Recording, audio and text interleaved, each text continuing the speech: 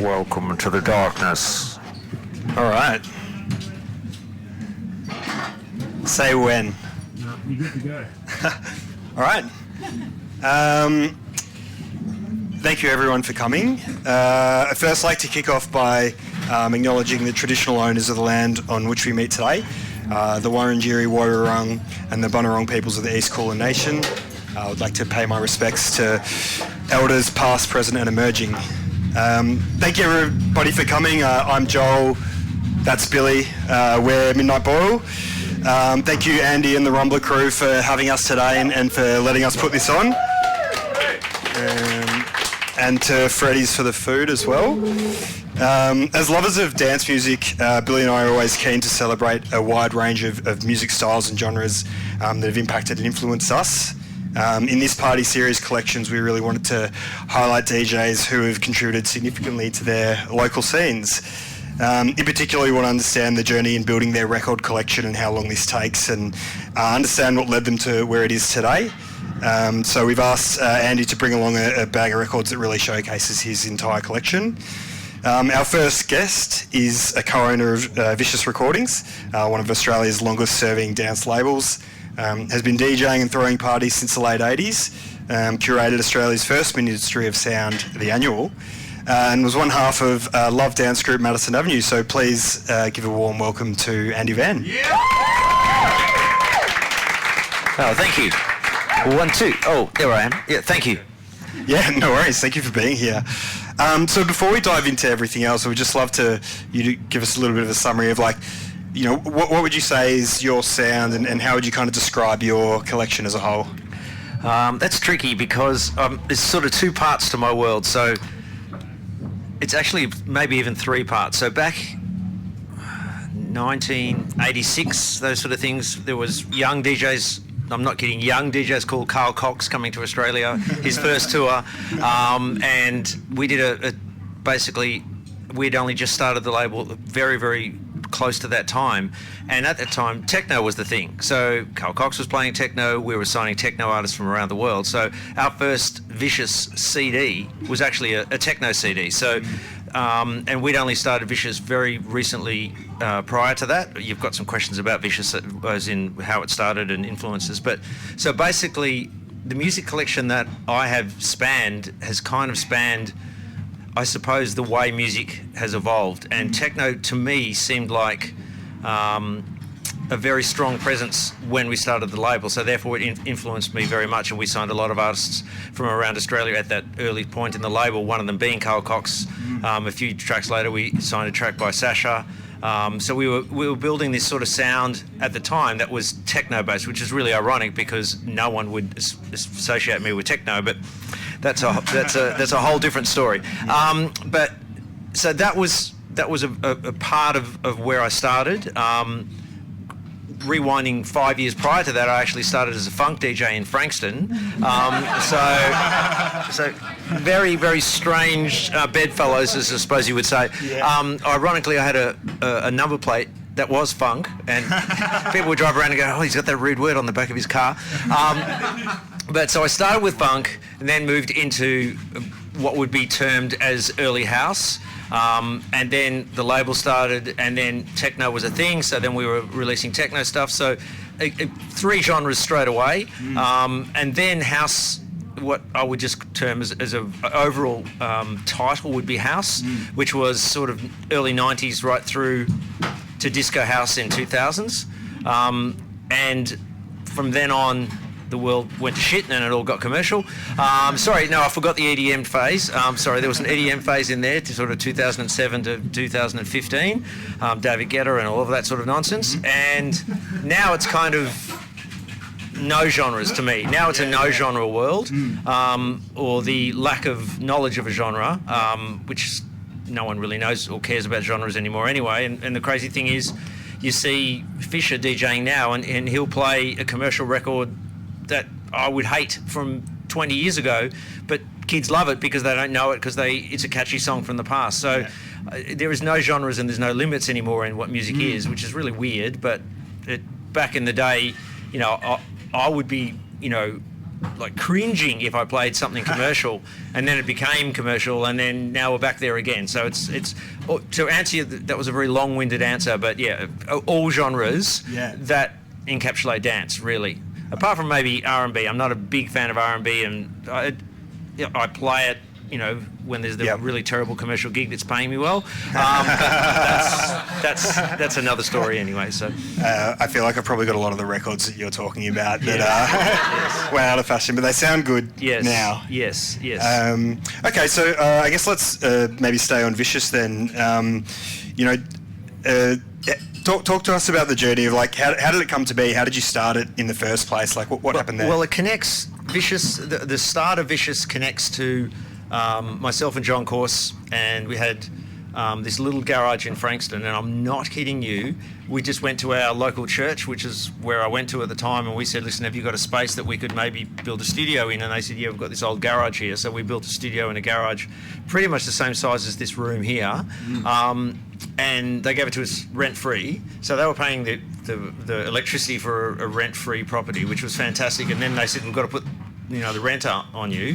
I was like, okay, what's the rent going to be? And they said, is $5 okay? And I said, yep, $5 is fine. So for about 2 years, the rent was $5 a week. So I was like, okay, that's really good. So anyway, so we started a label, and then, we started a studio and then started the label soon after. Because there was no labels in Australia, and we saw this emerging sound. I don't think anyone in the room will know who this is, but there was an artist called Tim Simonon, which was called Bomb the Bass, and he did the song, which was amazing to me. It was all chop up of samples. There was another artist called Cold Cut, which some people may remember. There was another artist called Simon Harris, and they were all chopping up tracks and making cool dance music out of samples.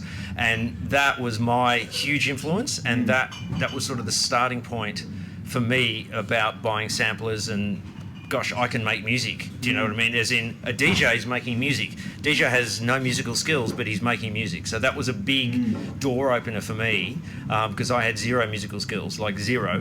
Don't have much more now, but the thing is, for me, it was a passion always. I just love dance music, always. And that, even rewinding further to when I was 12, I have a cousin in Holland who Billy knows very well, named Marcel, and he would send me dance tapes of, cassettes in the mail from Holland, where he lived, and he was playing cutting edge music then, and we were listening to Jimmy Barnes in Australia. So I was really influenced by dance music being, basically forced down my throat wonderfully by my cousin, and then that sort of became the pathway that I wanted to travel.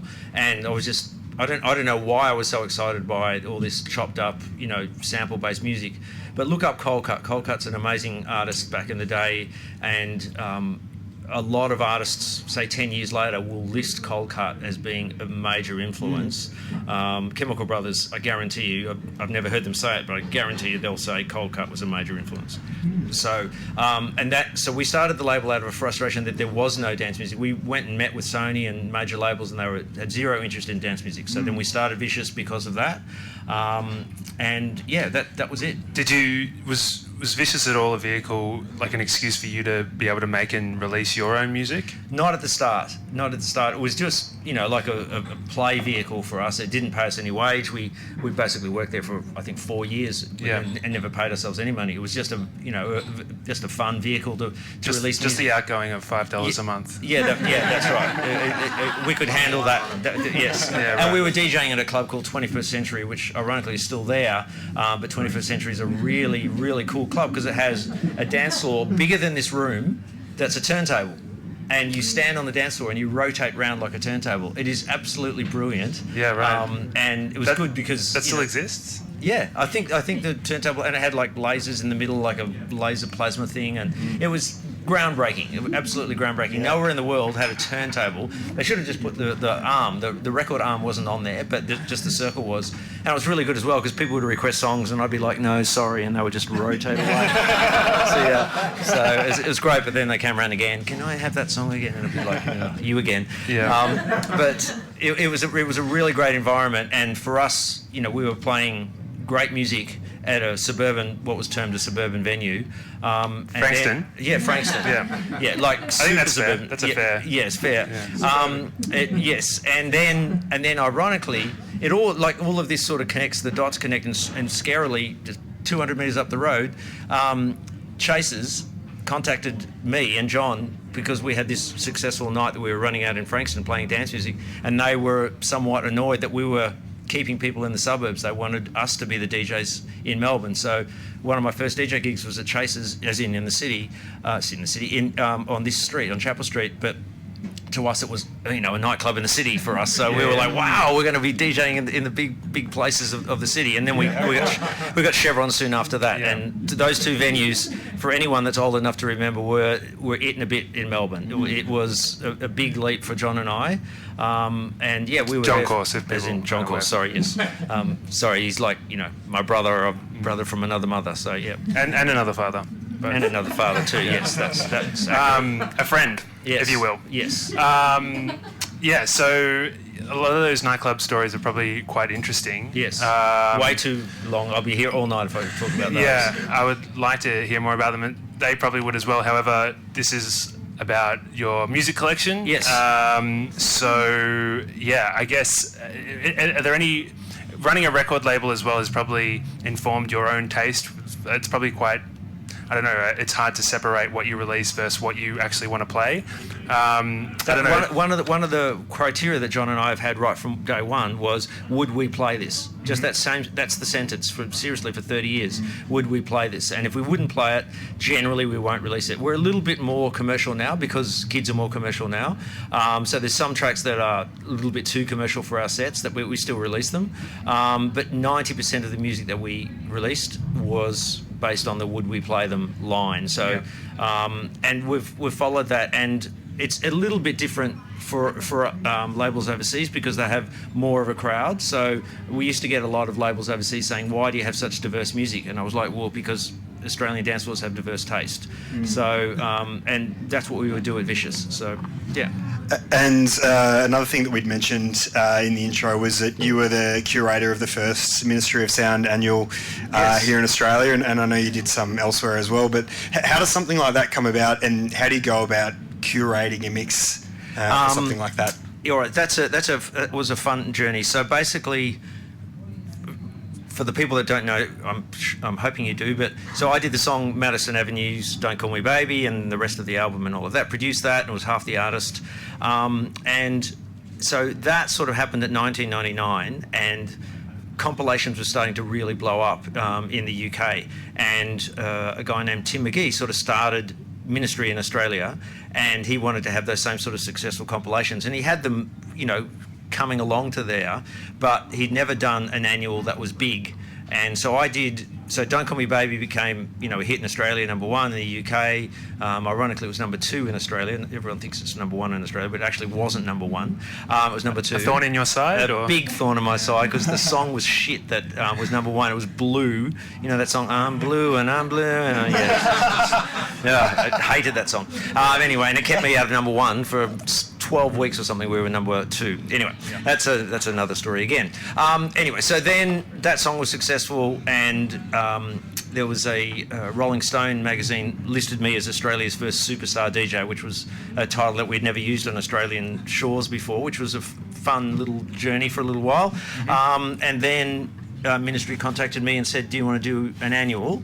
So I don't know if they'd had an annual before, but not in Australia. At least in the booklet it says this is the first one. Right. Okay. So you know more than me.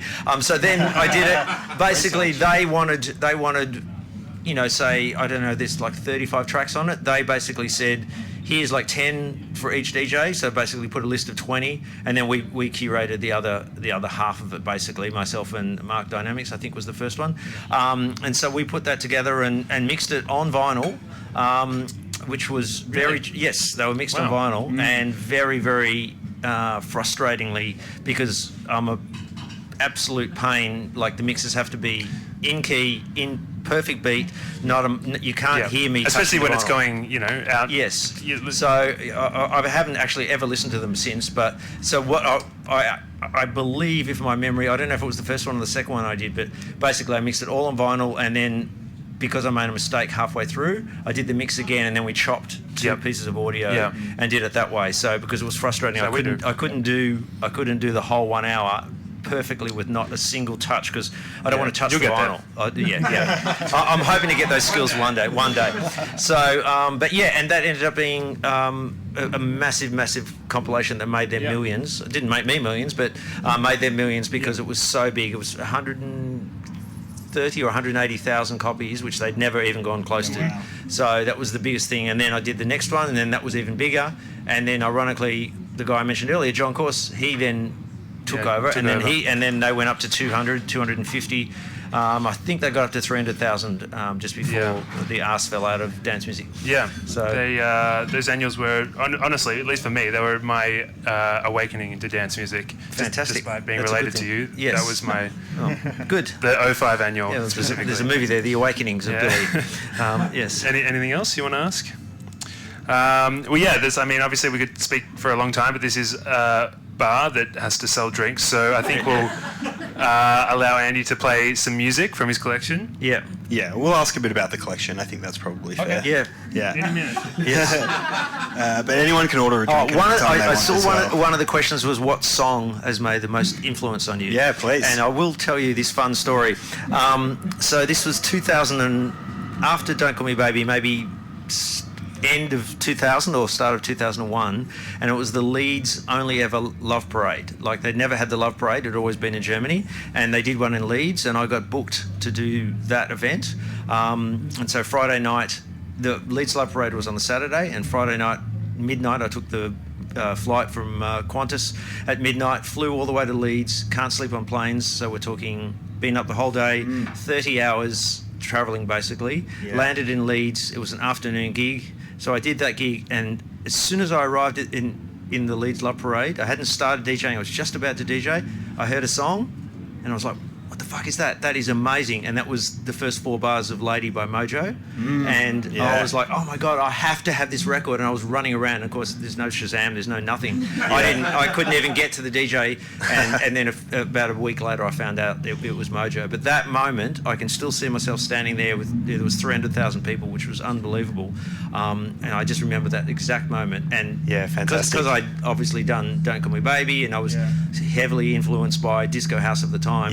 That song was like, I have to have that record, like my life depends on getting that record. So, and it ended up being a monster hit as well. So. And so do you feel like hearing that song at all, did it like change your taste, or did it change your direction, or was it just... It's just one of those moments, you know what I mean? Songs, I'm sure everyone here remembers the first time they heard a certain song and where they were or what they were doing in regards to a space or an emotion.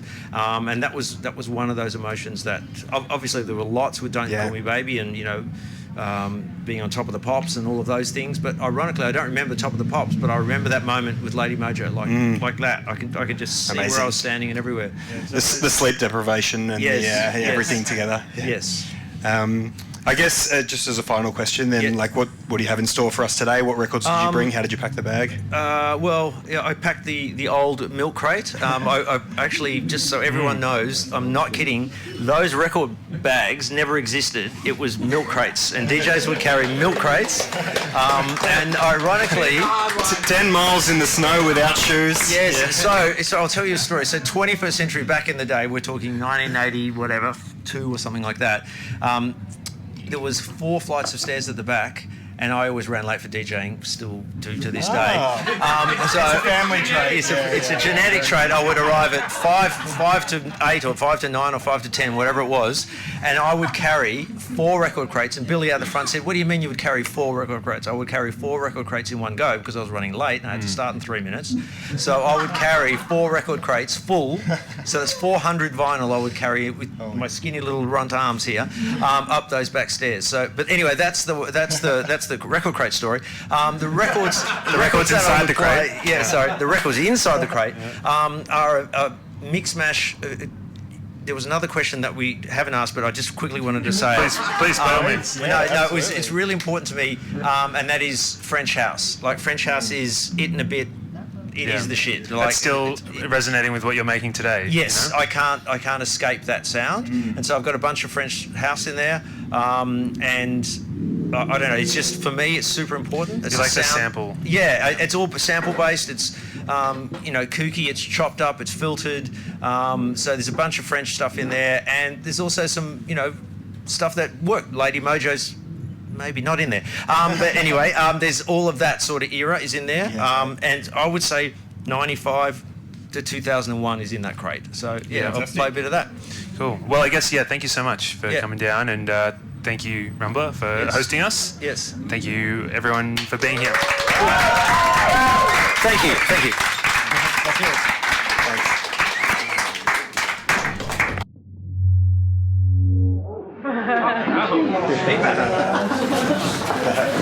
Nice one.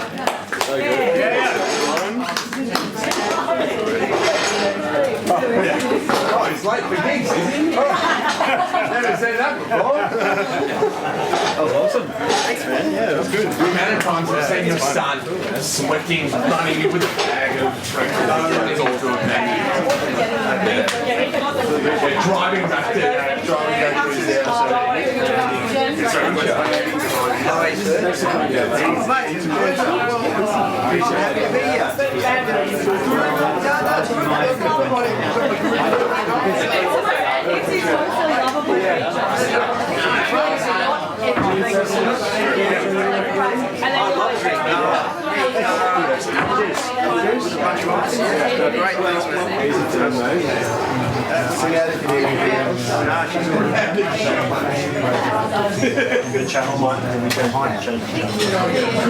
Yeah, that's fine, whatever it is.